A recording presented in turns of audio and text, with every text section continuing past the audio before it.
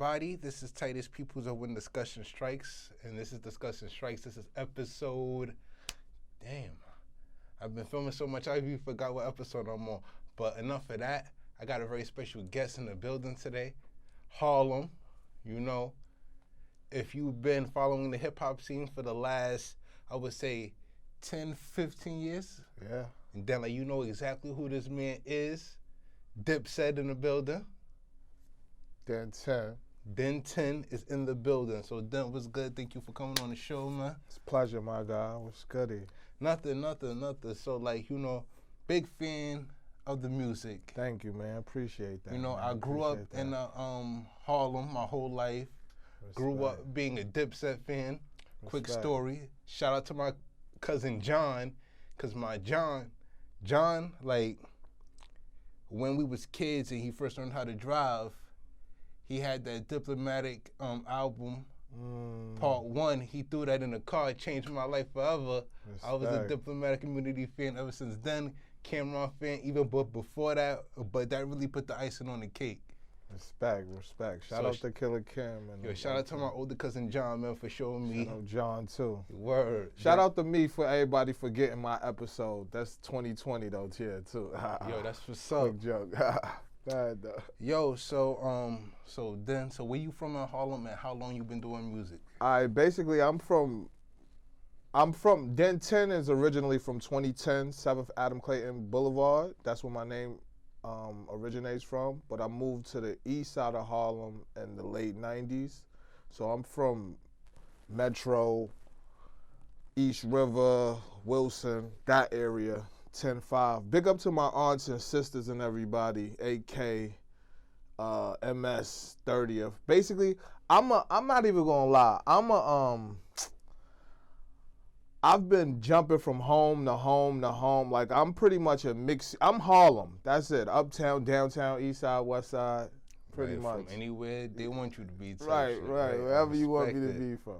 I respect it. So, you were a part of Dipset. Right. I was a part of Purple City. Shout out to Shice Bubs. Yeah. Shout out to Purple City. So, like, there's this weird thing that a lot of fans can also attest to when you talk about the conglomerate known as Dipset. Right. So, I believe there's the all-star players, and then there's the players that played the bench. Like, you know what I mean? Like, a lot of people would consider Cameron, Jewels, Jimmy, the ball players on the team. Right, starting lineup. Yeah, and then cats like JR and Hell Rel, 40 Cal. The guys, you know, when they get tired, you know, you throw them in the game. Right, the second string, right. Word. So, where do you guys fall into that pocket? Like, I feel like we were extended family. We were like, as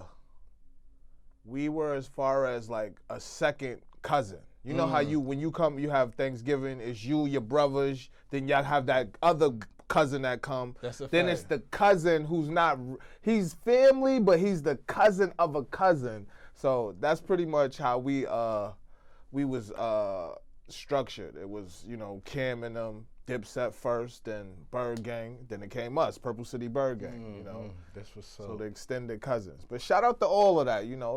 Shout out to all that. Shout out to I the grew up Bird, listening to all that. I seen Shice Bub in the street the other day, gave him mad props, because I grew up in high school.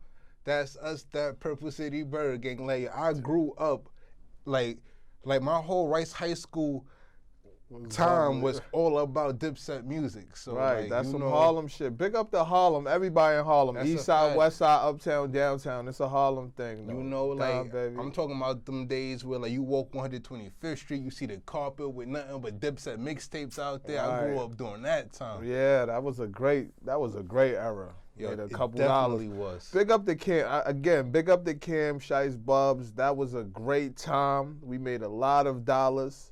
I didn't get the shot that I was supposed to take yet, but, you know, that was a great experience for me, you know. Absolutely. Big up to them, though. Big up to the Dipset. So, what has this industry taught you?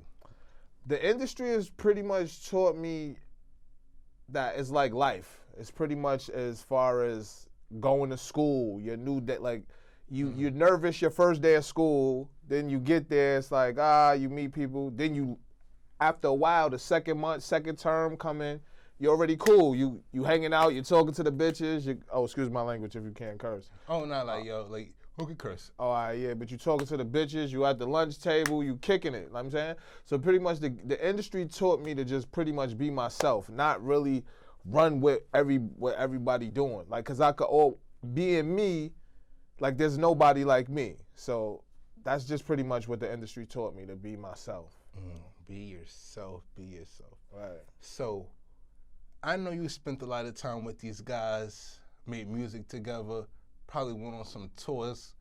What is your fondest recollection of being a part of Dipset? Tell me a cool story. I'm gonna tell you this fire story, right? Like, again, I come from a hustling family. Like, my mom's was like real deep into Harlem. So anybody who was somebody, she knew who he was. Like, she had a baby by Zip and and Dapper Dan's son, well, his stepson, we have same father. But long story, I don't really pay attention to popularity. Like, I always been me. Like, it doesn't matter if Jesus was in a room. I'm Den 10. Like, that's Jesus, I'm Den. So anyway, I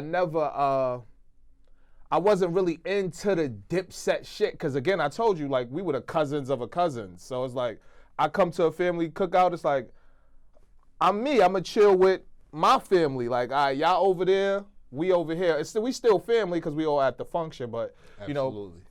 But anyway, moving forward, it was this one time where it was our turn. Like, Max B did the video with with Jim Jones and Bubs. Now, this is where I felt like, oh, shit shifted. Like, mind you, because I don't know what year this was, but I know it was the Knick Knack video. The Knick Knack Purple City, whatever, Trap Star video. Shice Bubs, Jim Jones, and what's the name? So we on the tour bus. I get there late. I come, mind you, I always been a fly nigga. Like, so I style on people's stylists. So I come to the event.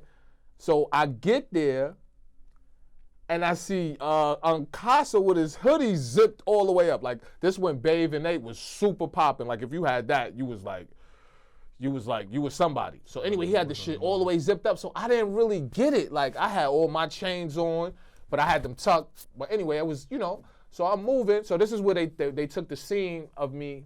I asked them, yo, you want to hit? If you do the research with the Jim Jones DVD, Purple City Bird Gang DVD, I'm like, oh, you want to hit that?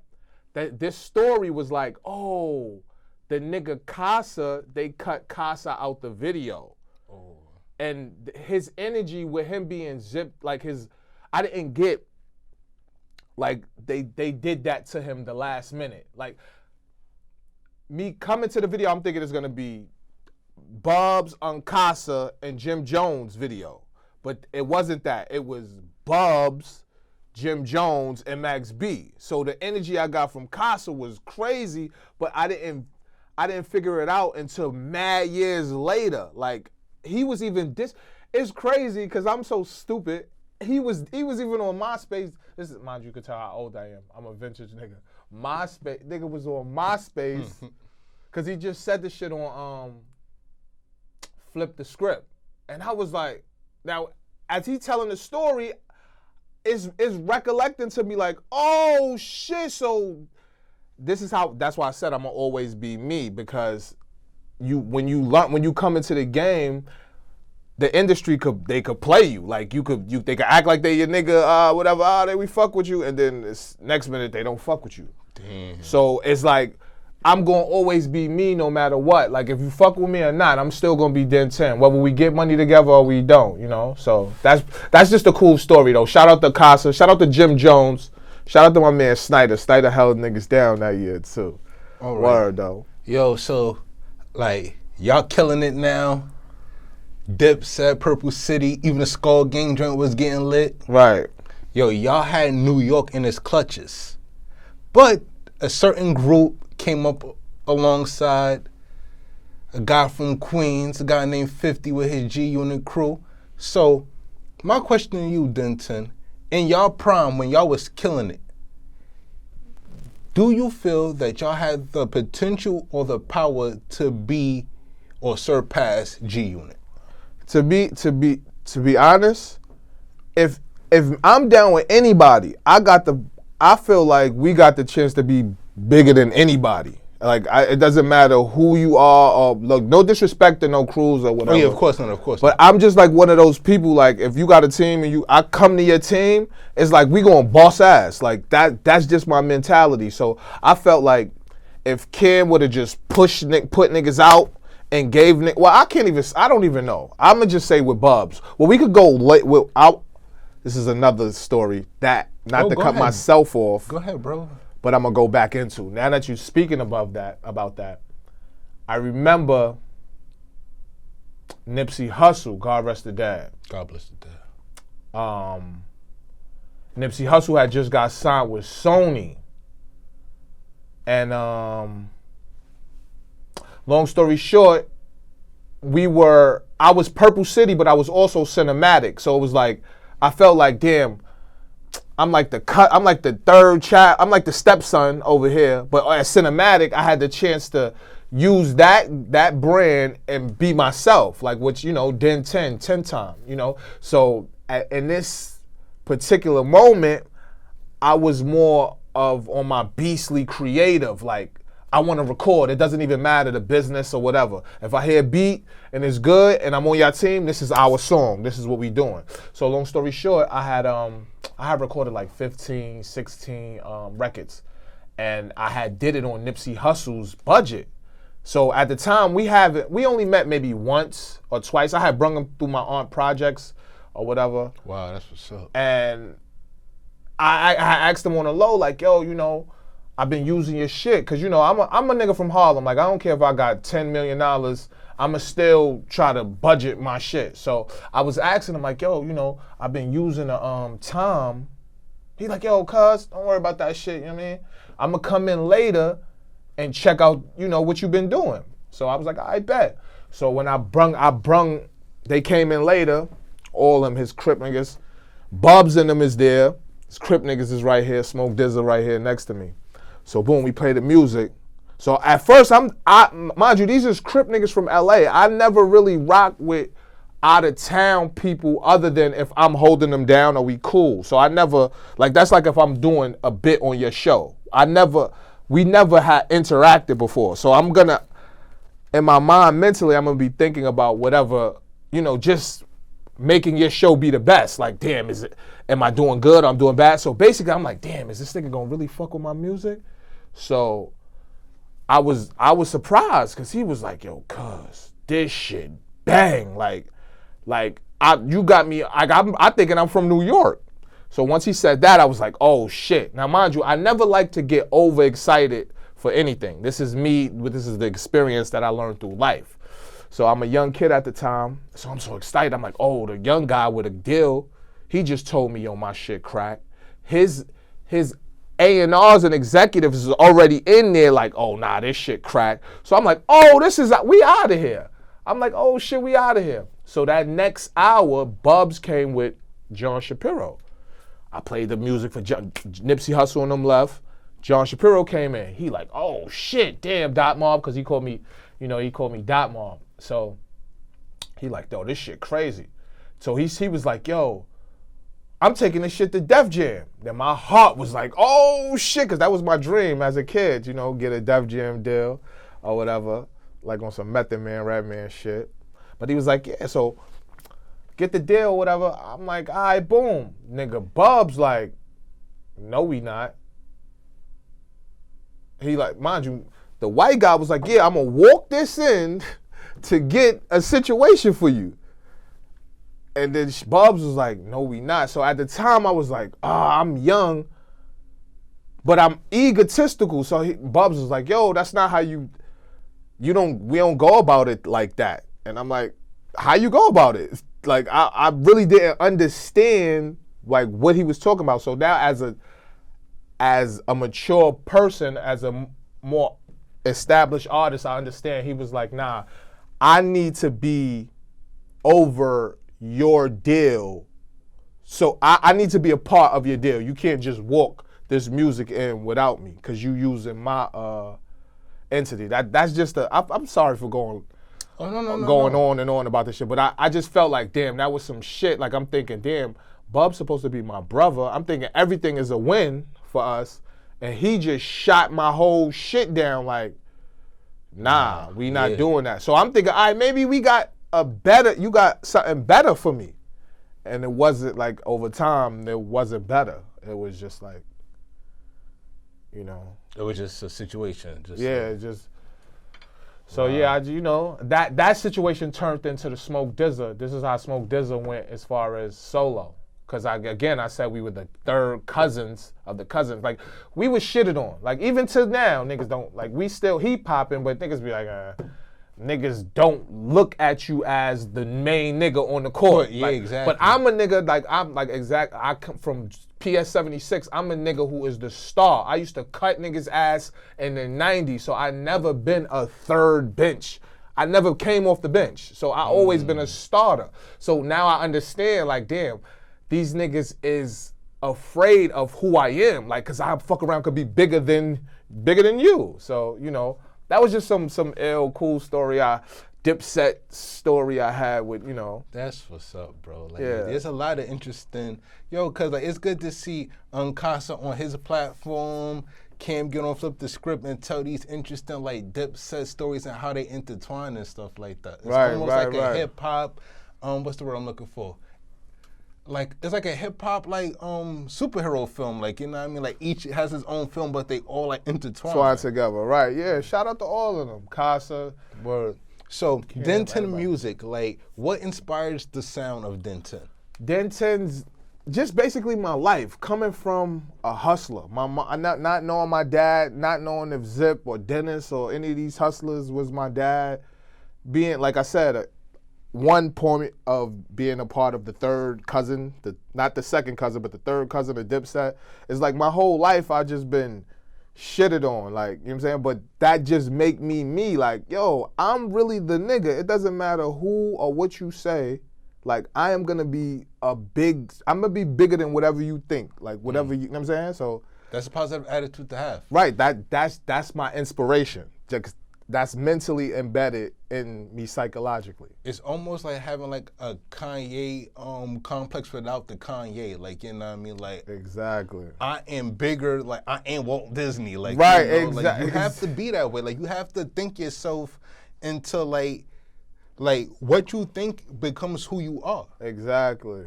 So like I go back to those interviews where like Dame would be talking about Kanye, he'd be like, yo, this Kanye you see now, y'all just now seeing this. I was seeing this Kanye back when he was just making beats. Exactly. He was talking this Shakespeare and all that other craziness 100%. when he was just making beats.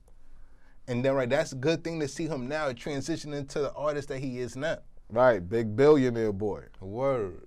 The sneakers is kind of weird, but hey, they selling, you know. Right, I mean, like, look, if you could have white kids going to buy your shit, I salute you.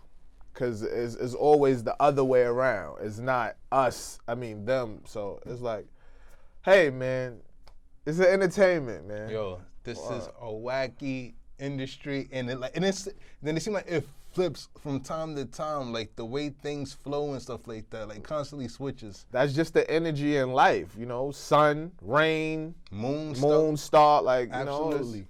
So like you probably spent a lot of time with Cam, and like I just want, cause Cam, like, he plays around a lot.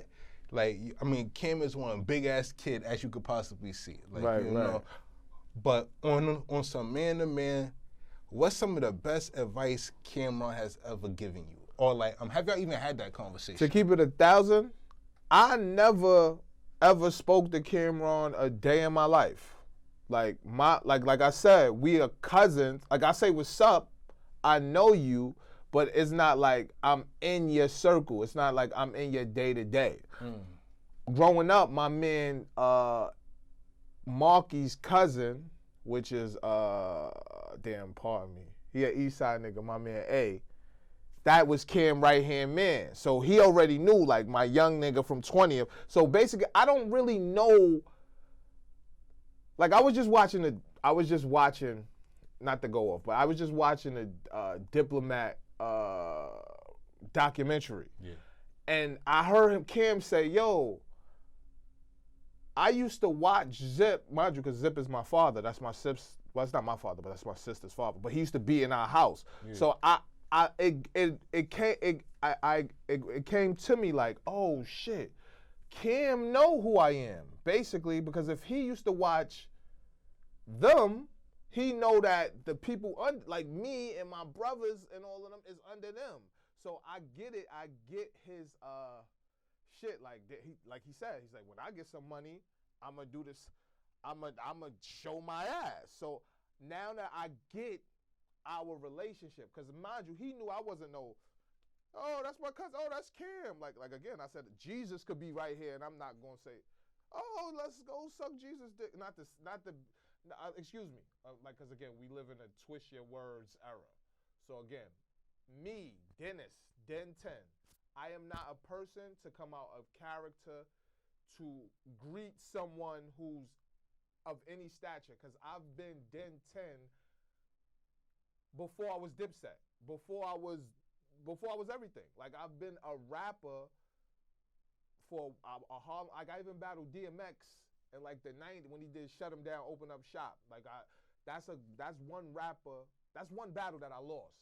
At 15 or 16 years old. Like, you know, so I come from the Smack era. Like, I was one of Eric Beasley and Smack's first battle rappers. I started Dot Mobb crew. So again, Diplomat. So you're a founding father of Dot Mobb. Dot Mobb was DOTS. It was Den, Oso, T-Rex. As we grew up as a family. That's crazy.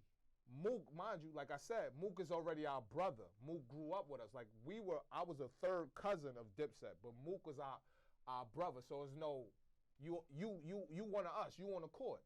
So that's how that went. This is another story. The Jay Mills and Mook battle was supposed to be me and Jay Mills on 2/5. The night before that, or a couple days before that, I was uptown going crazy on everybody. I'm like, I'm not even gonna say names at the time because I don't, you know how this shit be, niggas' name. But anyway, I was going crazy, and I know niggas is Roscoe. Me and Roscoe, me showing my age again. Me and Roscoe was like in the same era. So Roscoe used to be like, yo, nigga, Den, da da da da da da da da. But no, my man Mook, because again, Mook and Roscoe is from Money Ave, like Manhattan and Morningside. I'm from Adam Clayton, 7th and 7th, 21st and 20th. I'm from that long piece right there. So at the time, I don't know if I battled Jay Mills that night, but I know I battled like 4 or 5 people, like one on each block, 38th, 39th, 40th, or 40th. And I know that going around in high school, they was like, yo, Dan's supposed to battle Jay Mills. And then Roscoe set it up with